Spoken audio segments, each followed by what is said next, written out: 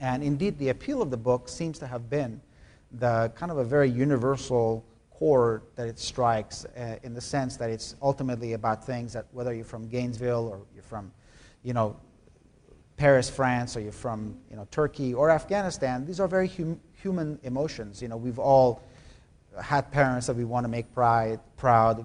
We all know about the difficult relationship that can exist between generations. We've all been petty. We've all done things that we're ashamed of. We've all had the feeling that we wish we could be better than who we are. We wish we could, surmount our weaknesses, our shortcomings. We've all had regret. These are human things. And so I think, even though the book is kind of a formula for how not to write a bestseller, in that it's a dark story set in a country that most people knew very little about, where most of the good guys die, the human appeal of that story, I think, is what makes people all over the world react to it in a very similar fashion. Mm-hmm. Kevin Mace, who is an assistant professor of mass communications here at Brenau, had a question for you about the film adaptation of your book. As most of you know, or all of you know, The Kite Runner was adapted into a film which released last year. Kevin was curious if you thought that Mark Forster was successful in adapting your novel to film, because a lot of times those of us that are really into literature, we read a book and we go and see the movie and we're like, oh my gosh, this was the worst film ever. It didn't read like the book, What were your thoughts? And you were, just for disclosure, Khaled was actually one of the producers on the film, so you were involved quite a bit. I was involved. I wasn't credited as a producer, but I was kind of a consultant to Mark and to the producers. A movie that is based on a book, especially if that book has become beloved, really, really has its work cut out for it, because people become very proprietary about the characters and about the story, and they don't want anybody messing with it. And by necessity, a film is such a different medium where you're speaking a different language. There are things that you can do with words that you can never do with the image, and there are times when an image is so much more powerful than 1,000 words. And so it's a different medium. For a lot of writers, it's difficult to approach adaptation of their book, because many of the writers have sort of a inherent suspicion of film as a medium. And I don't have that, because I loved film growing up.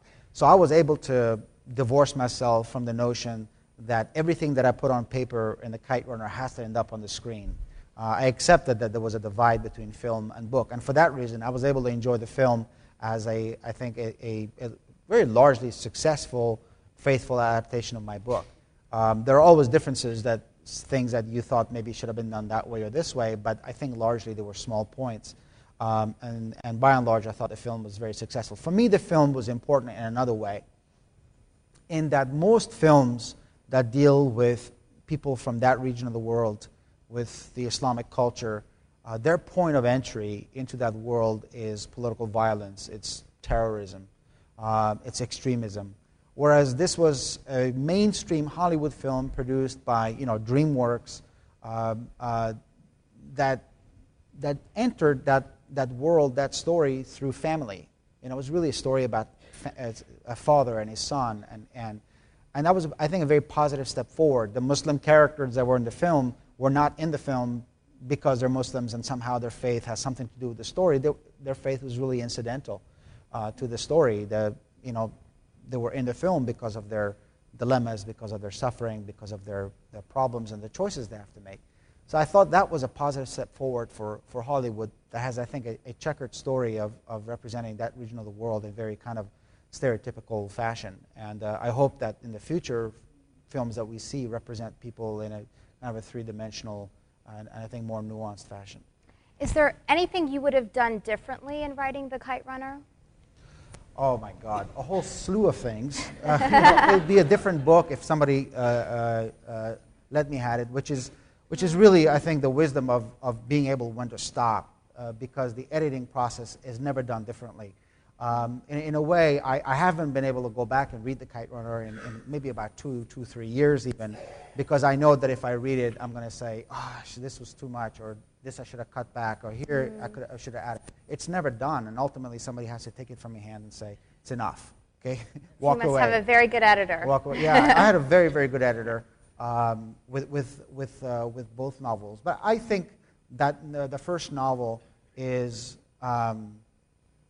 has a huge heart, and it's so open, and has very little in the sense in the way of pretension, but it has an enormous heart, very emotional, and it wears it on its sleeve. I think if I were to read it now, I would probably be much more able to recognize my weaknesses, my limitations as a writer, and that I think there was for me a process of growth between the first novel and the second novel, and there's a lot of room for improvement even after the second novel, but I feel that I was able to trust the reader more as a writer and not drive some points home too much. I think if I were to rewrite the Kite Runner, there are some points at which I might have try to be more subtle. But maybe ultimately this is why the book is appealing to so many people, and who knows. But your instinct is to constantly edit. Right. Your second novel, Thousand Splendid Suns, the title comes from a 17th century poem. Why did you decide to use that title of all the titles you could have chosen to represent Mariam's story and Layla's story? Well, I was looking for. There's a scene in the book where a character has decided that life in Kabul has become unbearable, the city that he loves so much, and this particular character is very fond of literature and poetry, and he's decided that life has become violent, unbearable, and it's time to move his family, and he's kind of approaching this imminent move with a sense of being forlorn and sense of loss. And so I felt during that scene, I really wanted to have him recite something about Kabul, some kind of loving ode, kind of an homage to Kabul.